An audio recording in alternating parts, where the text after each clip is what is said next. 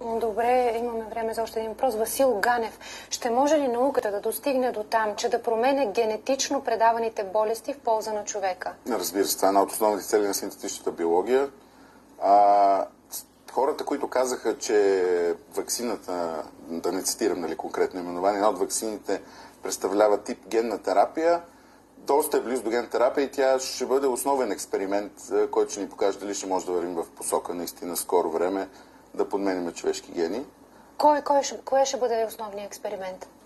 Една от ваксините толкова масово дадена, която в крайна сметка тя подава гена вътре в нашите клетки за синтез на белтъците на вируса, в крайна сметка тя вкарва външен генетичен материал по много лесен начин в голямо количество наши клетки, което е един смел експеримент. То и затова има и много съмнения за това какво ще стане. Дано всичко наред, изглежда всичко е наред с него.